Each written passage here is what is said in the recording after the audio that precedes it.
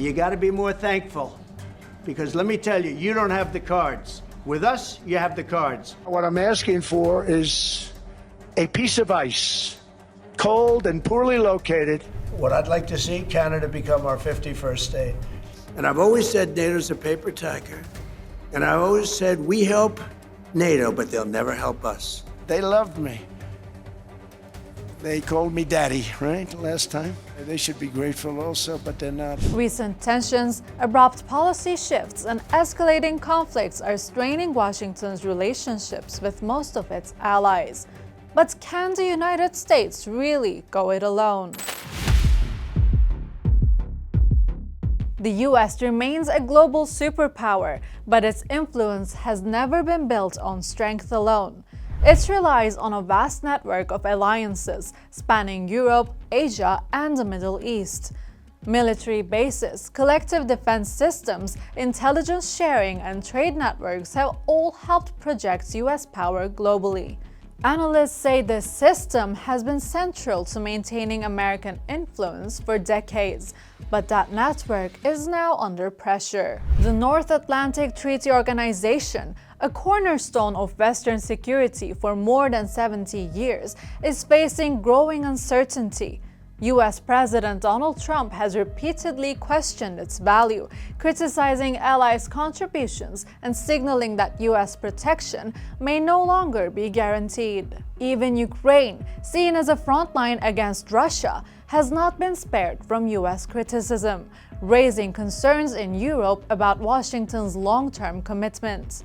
If you didn't have our military equipment, this war would have been over in 2 weeks. In 3 days, I heard it from Putin. What began as debates around burden sharing has, according to critics, shifted into the US exerting direct pressure on allies. The US is no longer just requesting support, it's demanding it, especially now as Washington and Israel wage war on Iran. But the US's allies are hesitant. The United Kingdom has signaled reluctance to deepen involvement, drawing public criticism from Trump. France has called for restraints, while other European states are keeping their distance. European leaders are sending a clear message: this is not their war. Well, we want to know, do you have any minesweepers? Well, would rather not get involved, sir. I said, for 40 years we're protecting you and you don't want to get involved in something that is very minor? Well, Ukraine's not our war, but we help them. Trump's sweeping tariffs on US trading partners had already caused significant harm to relations. Experts warn this has created a widening gap between Washington and Europe. Polling reflects that shift. Surveys conducted by Politico suggest declining approval of the US and growing skepticism about its global leadership among Europeans. Some allies now see Washington as creating more problems than it solves. Critics argue the US is moving away from established norms, adopting a more transactional, power-driven approach that allies no longer recognize. The fallout is not limited to Europe. In Canada, relations have deteriorated amid a deepening trade dispute and controversial rhetoric about annexation. Greenland has also become a flashpoint. US pressure to gain control of the territory, including economic threats, has raised concerns about respect for sovereignty. In Asia, anxiety is growing. Countries like Japan, South Korea, and Taiwan rely heavily on US security guarantees. But analysts warn shifting military resources toward the Middle East could leave allies in Asia exposed during a crisis. In the Gulf, the consequences are already visible. Countries like Saudi Arabia, Qatar, and the United Arab Emirates are facing attacks, disrupted energy flows, and mounting economic losses amid the US-Israeli war on Iran. Experts say this is putting pressure on the region and the role it has cultivated as a global hub for finance and tourism.